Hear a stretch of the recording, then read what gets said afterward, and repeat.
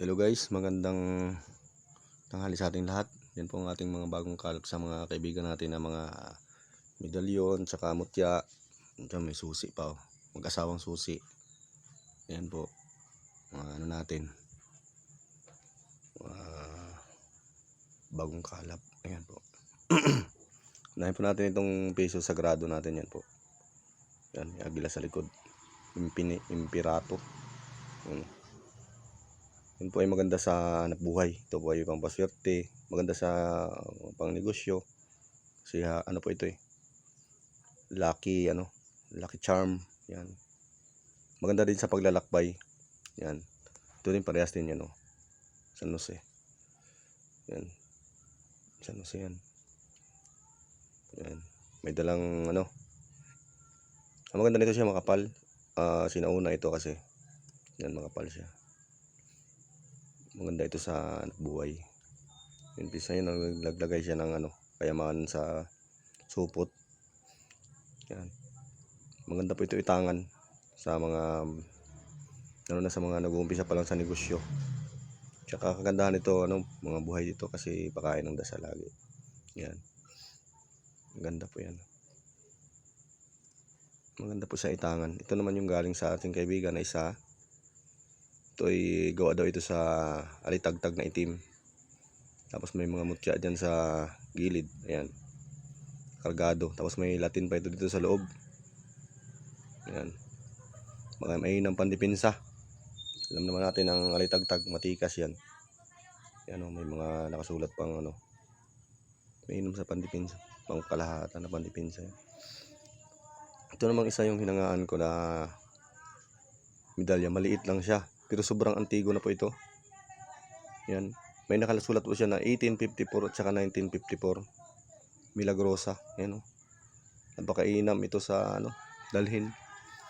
Yan. Kahit sa wallet nyo lang ito ilagay. Talagang matikas yan. Maganda ito sa hanap buhay. Yan. Saka maganda din ito sa mga paglalakbayan. Pangdepensa kasama na din yan dyan kasi ang kalahatan yan Tsaka sinauna, halos parang kati na din ito sa bukal pag ganitong tatandang medal. Yan. Ito naman San Benito siya na ibang klase ng San Benito. Tapos yan dito na nakasulat yung mga basag niya sa likod. Tapos yung mga yan, may Santo Cristo. Yan. May napandepensa sa mga kulang barang yan. Pangkalahatan din yan, halos pangkalahatan din yan. Ito naman San Jose, itong maganda talaga itangan. Parehas lang ito halos parehas ito sa piso sagrado. Yan. Maganda ito yung pangpaswerte kasi talaga. Basta San Jose. Yan. Maganda sa paglalakbay. Yan. Sama yan. Pandepensa din yan. Tsaka ang ganda siya, pulang tanso. Yan. Yan. Maganda siya. May mga magandang itangan. Ito naman isa. Para siyang silver. Pero ito ay kalimitan sa Italia kasi ito nanggagaling itong ganito. Mga blessed ng ng mga matataas na pari. Yan. May kalong. Mainam din to pang maging mainam din sa buhay. Basta mahal na birin talaga mainam sa buhay. Yan. Pangbalansi sa mga kasi pang paamo kasi yan ganito isa malabirin din siya. Pulang tanso din naman siya. Yan. Pwede nyo siya ikwintas. May tangkay kasi siya. Pwede din pang altar ito. Pulang tanso na mahal na birhen. Yan. Napakaganda. Alam naman natin ang mahal na birhen. Yan. Pampaamo. Yan. Pampalubag loob. Yan. Yan. Ito namang isa, yung mag-asawang susi. Sinauna o susi sa baul yan. Isang may butas at saka isang wala. Pag magtangan po kayo ng susi ng mga ganito, maganda po yung dalawa. Yan. Yung isang may susi at saka isang may butas at saka isang wala. Pangkalahatan, madaming gamit po yan. Maganda po yan. Pang susi ng sinaunang baul kasi ito. Mga ganito. Mga gandang itangan yan. Mga ganyan. Mga matitikas na mga gamit. Mga ganyan ang dala nyo. Ito naman yung isang bato umo niya na ugis itlog. Yan, maganda ito sa mga pandipinsa rin, sa mga kabal kunat yan. Alos mga yan, sampang dipinsa. Ito naman isa, medyo luma na itong kanyang kanyang pangil ng ano, baboy damo. Ito naman ay sa lakas ng katawan, tsaka sa ano, yung liksi, tsaka talas ng isip, tsaka talas ng pakiramdam. Yan. Parang sa baboy damo din na ano, pag nasa bundok, alam agad pag may matalas yung kanilang pakiramdam, tsaka maliksi.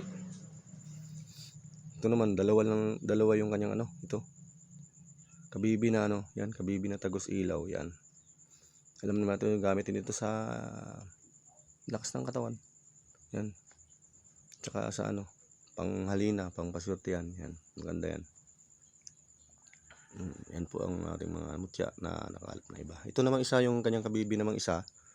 Hindi siya tagos ilaw, solid. Bato siya. Yan o. Yan.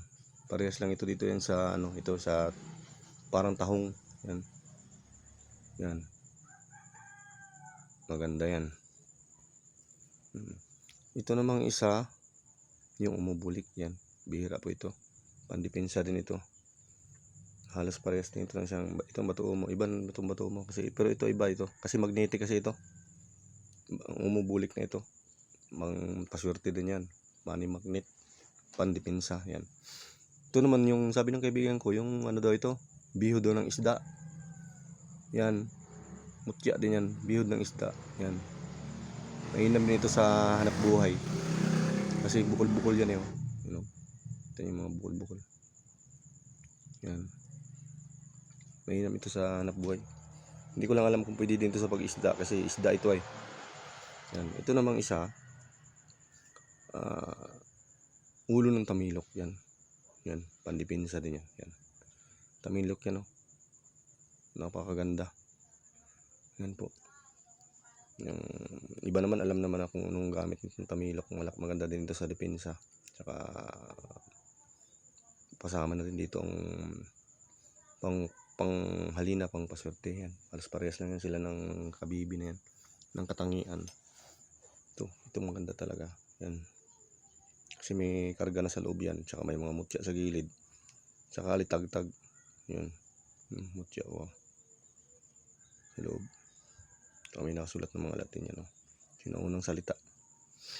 Tsaka ito, ano se, pampaswerte, pampaamot din. Yan, mga ganda po yung mga mutya. Tsaka ano, medalyon niya. Yan, ano po, yung pa-like and share na lang po. Para po magdami po yung ating mga manonood. Magdami po yung subscriber natin. Tsaka pa-pindot na lang po ng notification bell. Tsaka pa-like and share na lang po.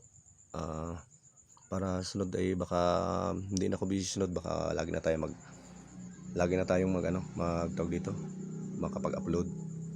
Sa ngayon kasi medyo hectic pa yung schedule natin. Ano po? Sige po, salamat po. At pa-like and share na lang po. Thank you.